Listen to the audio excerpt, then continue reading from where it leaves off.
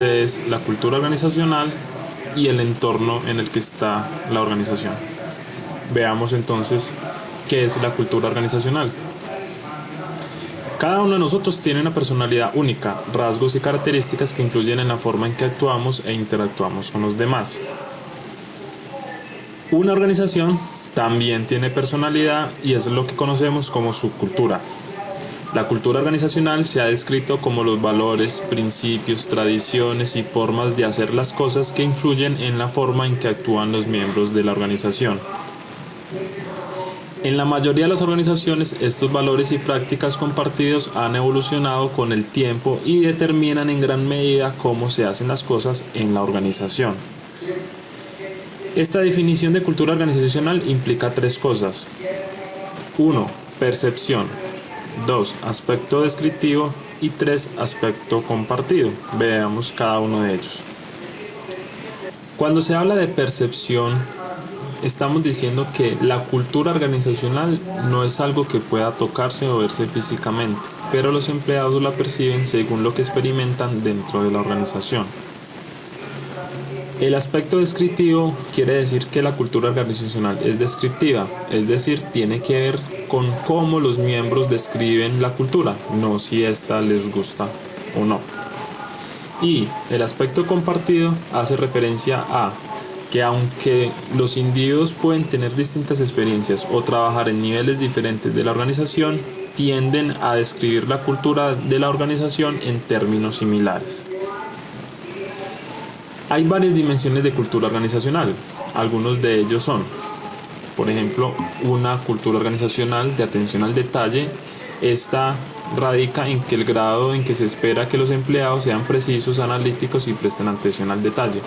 Cuando se dice que hay una cultura organizacional, por ejemplo, orientada a resultados, esta se enfoca más o es una empresa o organización en la que el grado en que los gerentes se enfocan en los resultados más que en cómo se logran dichos resultados.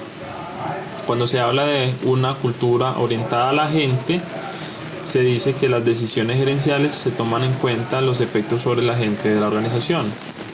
La orientación a los equipos, esta habla de que el trabajo se organiza en equipo en lugar de hacerlo individualmente.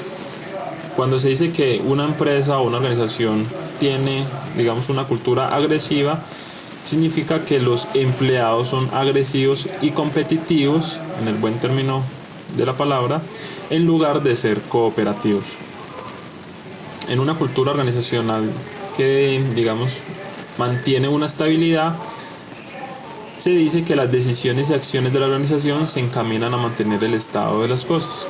Y cuando se habla de una cultura de innovación y toma de riesgo, aquí hay un alto grado a que se aliente a los empleados a innovar y a tomar riesgos. Esto no quiere decir que una empresa u organización solamente tenga una dimensión. Su cultura puede ser también una mezcla de cada una de ellas.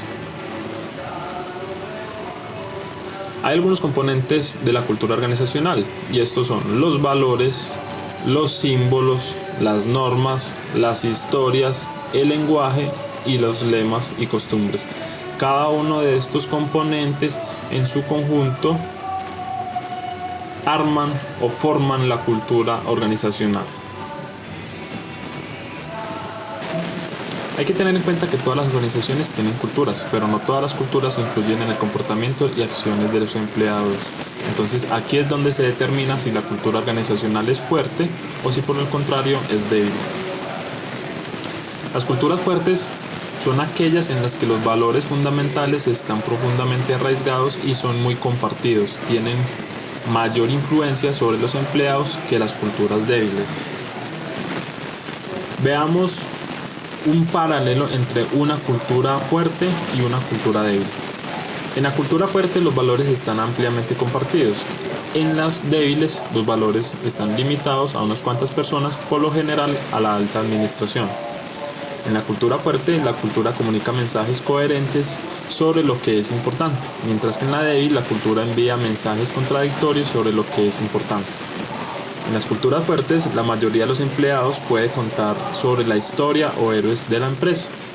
En la débil, los empleados saben poco sobre la historia o héroes de la empresa.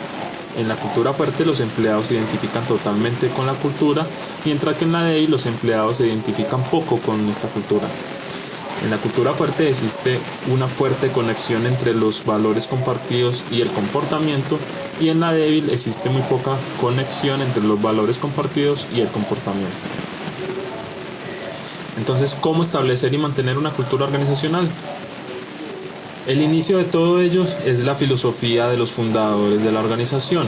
Esta filosofía, entonces, digamos, todo este pensamiento de lo que se quiere implementar en la empresa debe ir muy arraigada con los criterios de selección al momento entonces de empezar a elegir el personal que va a trabajar en la organización. Estos criterios deben estar muy claros tanto por la alta administración, y ellos a su vez deben hacer una gran socialización de dichos criterios y de dicha filosofía. Esta combinación entonces hará que se mantenga o se construya una cultura organizacional. Entre más fuerte sea este proceso, pues entonces la cultura será mucho más fuerte dentro de la organización.